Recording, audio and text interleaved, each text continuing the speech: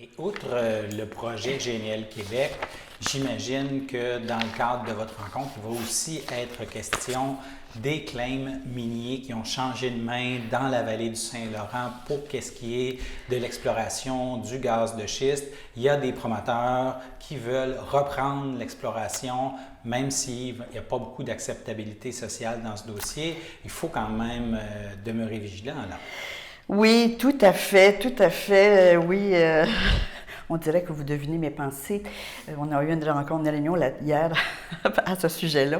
L'article d'Alexandre Shields dans Le Devoir à ce sujet aussi. Bien, c'est ça, cette semaine, c'est ça, M. Shields, depuis lundi, il y a des articles à tous les jours concernant ça. Et nous, on est directement concernés, comme vous le savez, M. Robert. On a approché la MRC, on fait des démarches pour en connaître davantage, mais c'est assez secret, ce dossier-là. Il va en être sûrement un peu question, mais là, ça ne sera pas le propos, parce que dans une journée, là, on fait une journée pleine, on fait une journée à Saint-Cuthbert, mais même à ça, nos journées sont très remplies. Mais il va sûrement en être question, lorsqu'on fait la tournée de tous nos comités, on a toujours un moment prévu pour ça, où nos comités expriment ce qui se vit dans leur municipalité, dans leur région. Fait qu'il va sûrement en être question, oui, mais il y a des choses qui s'en viennent par rapport à ça aussi. Fait que donc, M. Robert, je vous tiendrai au courant. Et si les gens veulent avoir accès à ces conférences, avoir plus d'informations, on peut redonner votre site web? Oui, bien, c'est le Regroupement Vigilance Hydrocarbures Québec, fait que c'est rvhq.ca. Et je voudrais peut-être juste rajouter par rapport à ce projet-là, dont je n'ai pas expliqué tout à fait ce que c'était le projet GNL Québec. Puis c'est la raison pour laquelle Mme Cordeau, je trouvais important qu'elle soit là, parce que c'est un parallèle avec NRJS, le projet du Saguenay et gazoduc. C'est un gazoduc. Nous, c'était un oléoduc parce que c'était du pétrole, les autres, c'est du gaz, sur 750 km de long. C'est du gaz naturel liquéfié. C'est ça, gaz naturel liquéfié. Oui, gaz naturel liquéfié. Et vous faites bien de le spécifier, M. Robert, parce que ça fait partie des mots qu'il faut employer pour convaincre la population d'accepter ce projet-là. Parce qu'il y a eu une étude, comme NRJS avait fait affaire avec la compagnie Edelman pour pouvoir nous vendre le projet NRJS, bien, ils ont fait affaire aussi, GNL Québec, à une firme qui sont allés consulter des gens pour voir comment les mots pourraient bien passer dans la population. Et gaz naturel, c'est le mot par excellence, et que c'est un projet aussi qui va être mené avec l'électricité. L'électricité, c'est tout à fait une énergie renouvelable, c'est tout à fait acceptable. Fait que donc, pour faire le parallèle avec NRJS, on a à peu près la même démarche.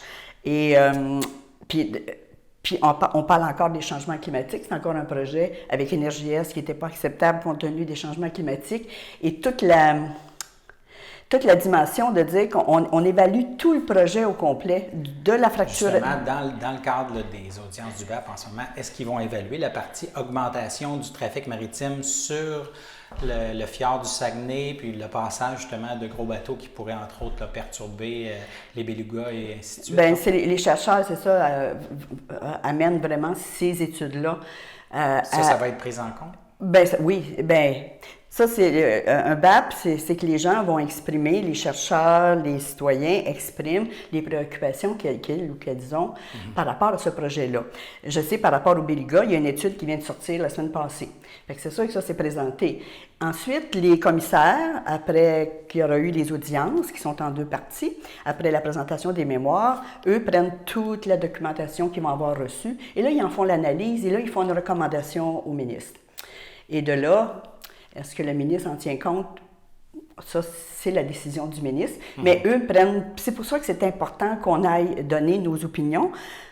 Puis si on se compare encore à NRJS, c'est qu'il y a eu 400 mémoires de présentées pour NRJS. Fait qu'on On espérait qu'il y ait au moins 400 mémoires de présenter pour le projet, pour le BAP d'Énergie Saguenay. Et puis il y a eu des questions aussi. Là, on est en période de questions. Si vous avez des questions, vous pouvez envoyer. Il y a une section facile à répondre sur le site du BAP où on peut écrire nos questions. Et c'est répondu. Et tout est diffusé aussi. C'est ce qui est intéressant parce que vous avez accès à toute la diffusion de la démarche, de tout ce qui se passe au BAP.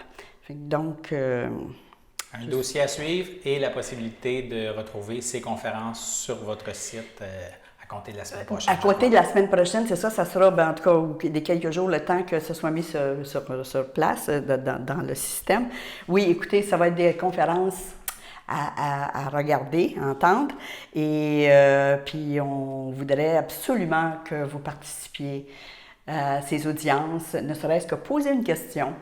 Et si vous avez besoin d'aide, n'hésitez pas, on pourrait s'asseoir ensemble et essayer de concocter un mémoire, ne serait-ce qu'une page, ne serait-ce qu'une opinion. Et les documents, je pense, pourront vous aider aussi. Fait que on espère d'avoir un suivi de ça avec vous. Merci d'être venu en studio nous en parler ce matin. Bien, merci, M.